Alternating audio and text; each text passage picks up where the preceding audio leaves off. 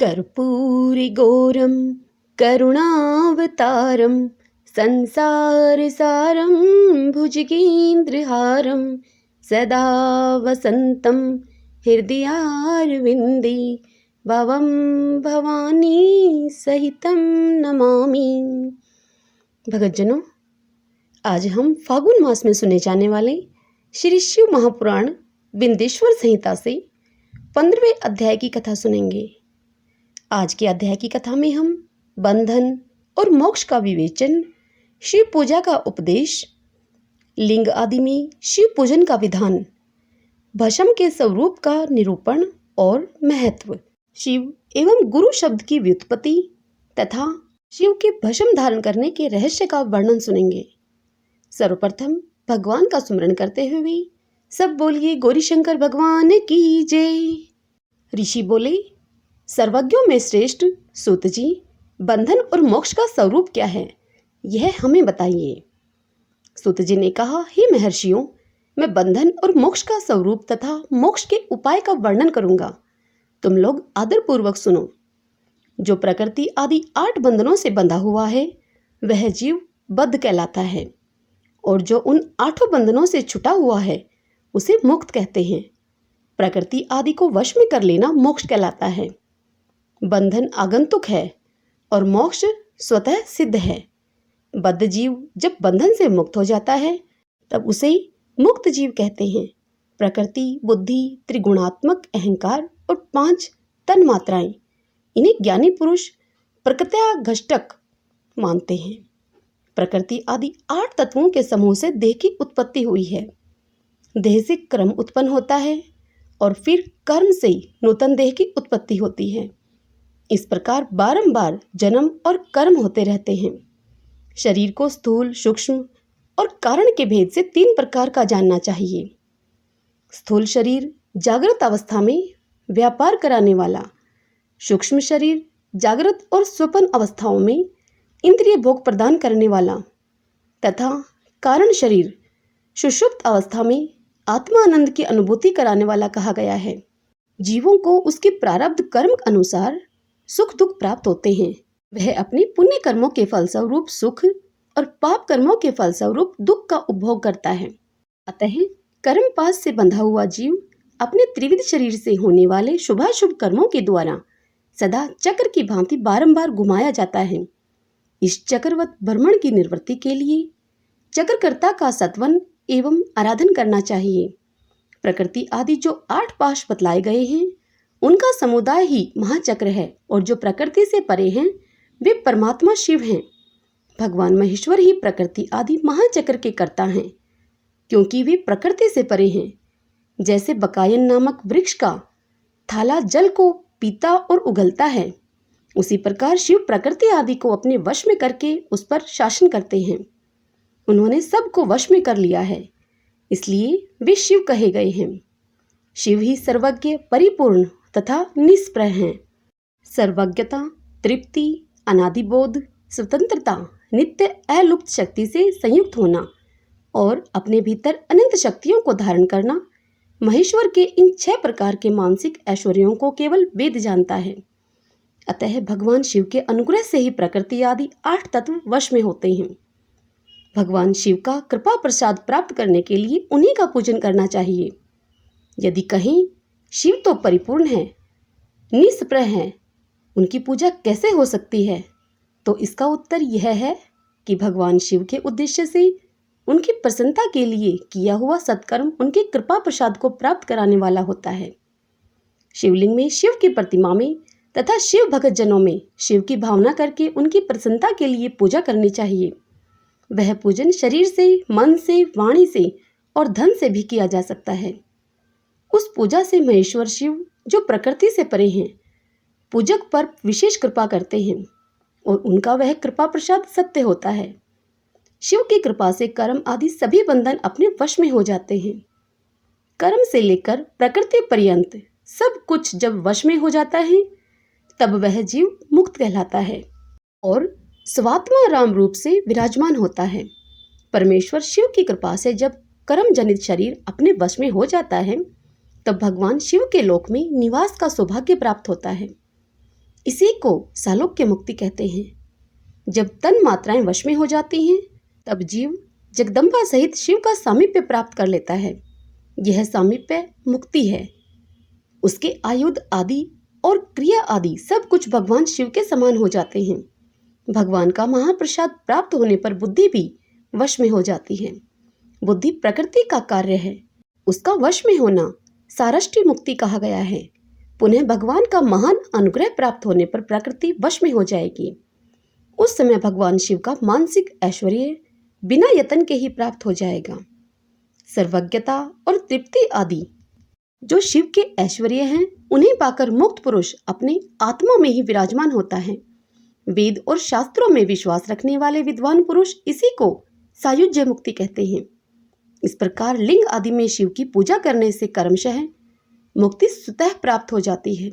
इसलिए शिव का कृपा प्रसाद प्राप्त करने के लिए तत्संबंधी क्रिया आदि के द्वारा उन्हीं का पूजन करना चाहिए। शिव क्रिया, शिव तप, शिव मंत्र जप, शिव ज्ञान और शिव ध्यान के लिए सदा उत्तरोत्तर अभ्यास बढ़ाना चाहिए। प्रतिदिन प्रातः काल से रात को सोते समय तक और जन्म काल से लेकर मृत्यु पर्यंत सारा समय भगवान शिव के चिंतन में ही बिताना चाहिए। सधोजात आदि मंत्रों तथा नाना प्रकार के पुष्पों से जो शिव की पूजा करता है वह शिव को ही प्राप्त होगा। ऋषि बोले, उत्तम व्रत का पालन करने वाले सूत जी, लिंग आदि में शिव जी की पूजा का क्या विधान है, यह हमें बताइए। तब सूत जी ने कहा कि हे द्विजों, मैं लिंगों के कर्म का यथावत वर्णन कर रहा हूँ, तुम सब लोग सुनो। वह पर्णव ही समस्त अपिष्ट वस्तुओं को देने वाला प्रथम लिंग है। उसे सूक्ष्म पर्णव स्वरूप समझो। सूक्ष्म लिंग निष्कल होता है और स्थूल लिंग शकल। पंचाक्षर मंत्र को ही स्थूल लिंग कहते हैं। उन दोनों प्रकार के लिंगों का पूजन तब कहलाता है। वे दोनों ही लिंग साक्षात मोक्ष देने वाले हैं। पौरुष लिंग और प्रकृति लिंग के रूप में बहुत से लिंग हैं। उन्हें भगवान शिव ही विस्तार पूर्वक बता सकते हैं, दूसरा कोई नहीं जानता। पृथ्वी के विकारभूत जो जो लिंग ज्ञात हैं उनको मैं तुम्हें बता रहा हूँ।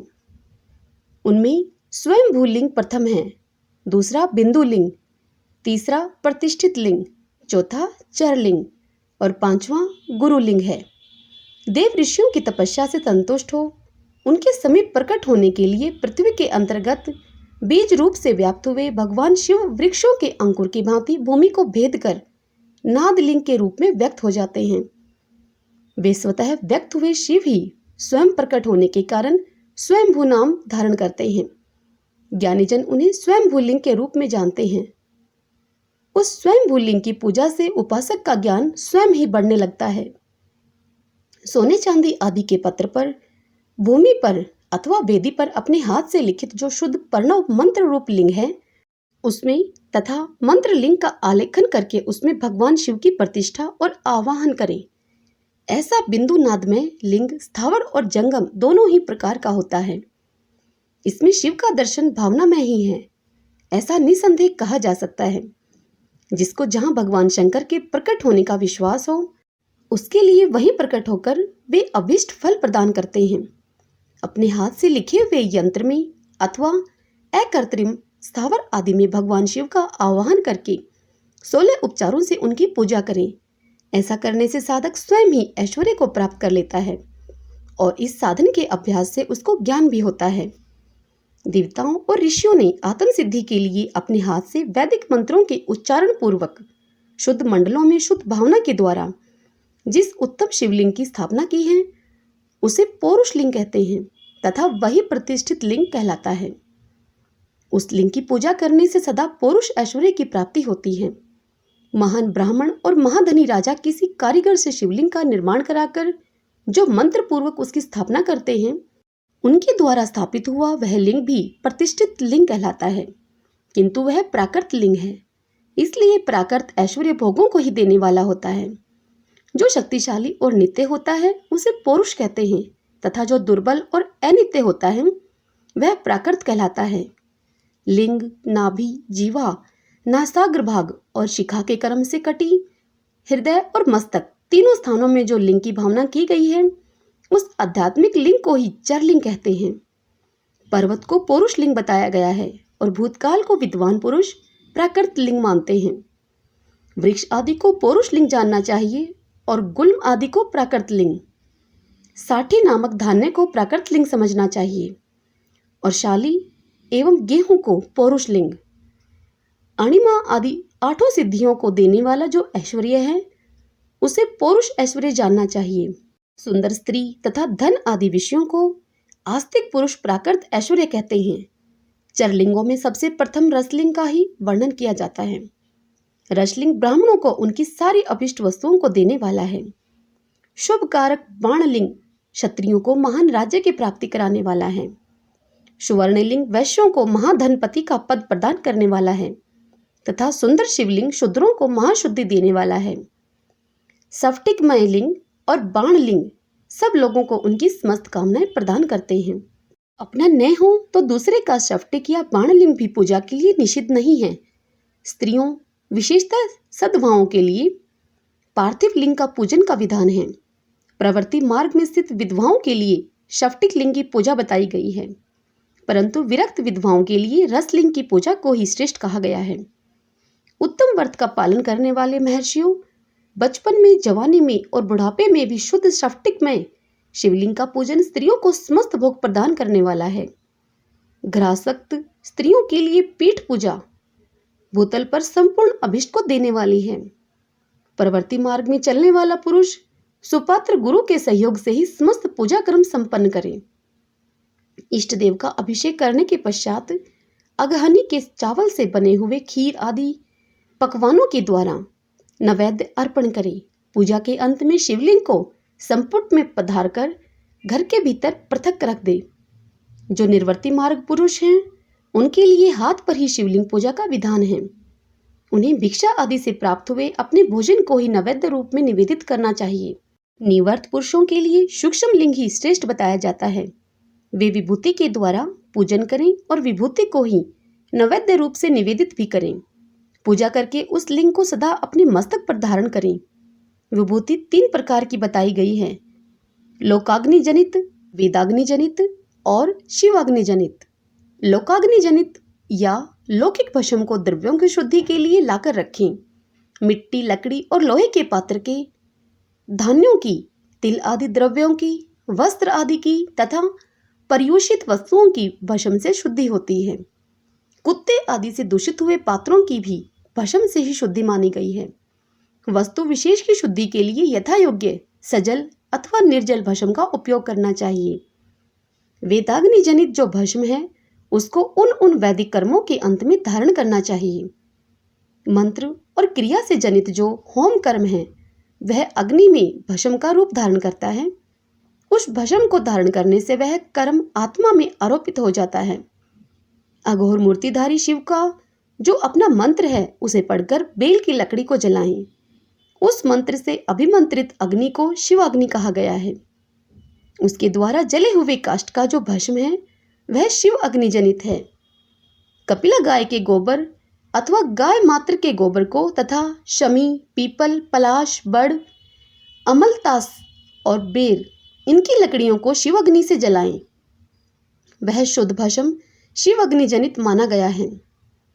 अथवा कुश की अग्नि में शिव मंत्र के उच्चारण पूर्वक काष्ठ को जलाएं। फिर उस भस्म को कपड़े से अच्छी तरह छानकर नए घड़े में भरकर रख दें। उसे समय समय पर अपनी कांति और शोभा की वृद्धि के लिए धारण करें। ऐसे करने वाला पुरुष सम्मानित एवं पूजित होता है। पूर्व काल में भगवान शिव ने भस्म शब्द का ऐसा ही अर्थ प्रकट किया था।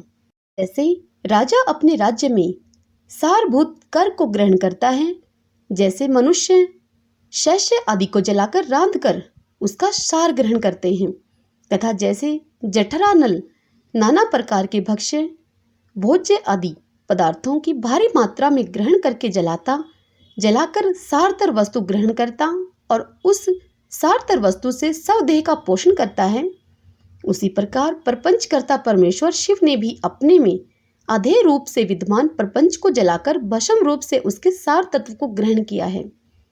प्रपंच को दग्ध करके शिव ने उसके भस्म को अपने शरीर में लगाया है। राख भभूत पोतने के बहाने जगत के सार को ही ग्रहण किया है। अपने शरीर में अपने लिए रतन स्वरूप भस्म को इस प्रकार स्थापित किया है जैसे आकाश के सार तत्व से केश, वायु के सार तत्व से मुख, अग्नि के सार तत्व से हृदय, जल के सार तत्व से कटिभाग और पृथ्वी के सार तत्व से घुटने को धारण किया है।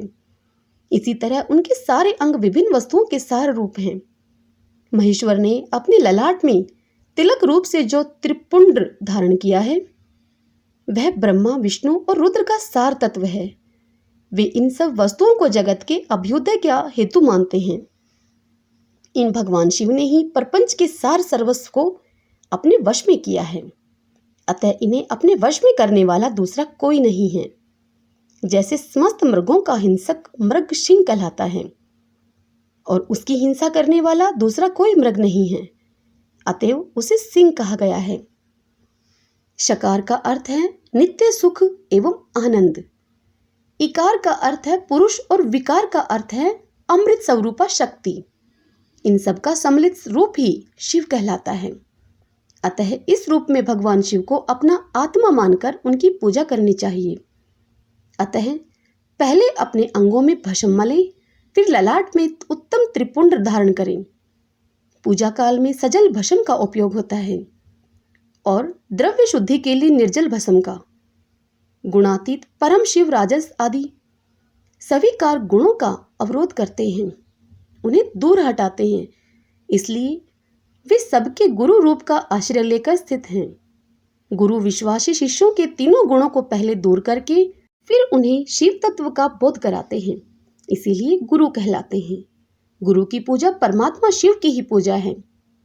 गुरु के उपयोग से बचा हुआ सारा पदार्थ आत्मशुद्धि करने वाला होता है। गुरु की आज्ञा के बिना उपयोग में लाया हुआ सब कुछ वैसा ही है जैसे कि चोर चोरी करके लाई हुई वस्तु का उपयोग करता है। गुरु से भी विशेष ज्ञानवान पुरुष मिल जाए तो उसे भी यत्नपूर्वक गुरु बना लेना चाहिए। अज्ञान रूपी बंधन से छूटना ही जीव मात्र के लिए साध्य पुरुषार्थ है। अतः जो विशेष ज्ञानवान है वही जीव को उस बंधन से छुड़ा सकता है। जन्म और मरण रूप द्वंद्व को भगवान शिव की माया ने ही अर्पित किया है। जो इन दोनों को शिव की माया को ही अर्पित कर देता है वह फिर शरीर के बंधन में नहीं पड़ता। जब तक शरीर रहता है तब तक जो क्रिया के ही अधीन है वह जीव बद्ध कहलाता है। स्थूल, सूक्ष्म और कारण तीनों शरीरों को वश में कर लेने पर जीव का मोक्ष हो जाता है, ऐसा ज्ञानी पुरुषों का कथन है। माया चक्र के निर्माता भगवान शिव ही परम कारण हैं। वे अपनी माया के दिए हुए द्वंद्व का स्वयं ही परिमार्जन करते हैं। अतः शिव के द्वारा कल्पित हुआ द्वंद्व उन्हीं को समर्पित कर देना चाहिए। जो शिव की पूजा में तत्पर हो वह मौन रहे, सत्य आदि गुणों से संयुक्त हो तथा क्रिया, जप, तप, ज्ञान और ध्यान में से एक एक का अनुष्ठान करता रहे। ऐश्वर्य, दिव्य शरीर की प्राप्ति, ज्ञान का उदय, अज्ञान का निवारण और भगवान शिव के सामीप्य का लाभ, ये कर्मशः क्रिया आदि के फल हैं।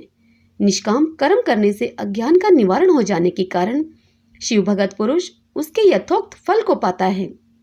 शिव भगत पुरुष देश, काल, शरीर और धन के अनुसार यथा योग्य क्रिया आदि का अनुष्ठान करे। न्याय उपार्जित उत्तम धन से निर्वाह करते हुए विद्वान पुरुष शिव के स्थान में निवास करे। जीव हिंसा आदि से रहित और अत्यंत कलेश शून्य जीवन बिताते हुए पंचाक्षर मंत्र के जप से अभिमंत्रित अन्न और जल को सुख स्वरूप माना गया है।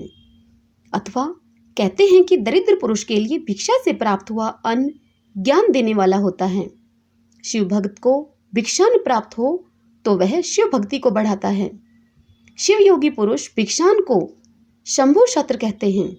जिस किसी भी उपाय से जहां कहीं भी भूतल पर शुद्ध अन्न का भोजन करते हुए सदा मौन भाव से रहे और अपने साधन का रहस्य किसी पर भी प्रकट न करे, भक्तों के समक्ष ही शिव के महात्म्य को प्रकाशित करे। शिव मंत्र के रहस्य को भगवान शिव ही जानते हैं, दूसरा कोई नहीं। हरि ओम तत्सत। सब बोलिए गौरी शंकर भगवान की जय। भगतजनों, इससे आगे की कथा हम अगले अध्याय में सुनेंगे। अगले अध्याय की कथा में हम पार्थिव लिंग के निर्माण की रीति तथा वेद मंत्रों के द्वारा उसके पूजन की विस्तृत एवं संक्षिप्त विधि का वर्णन सुनेंगे। भगतजनों, शिव पुराण की यह कथा आपको पसंद आई हो तो वीडियो को लाइक करें और खूब शेयर करें। जय श्री कृष्णा, राधे राधे।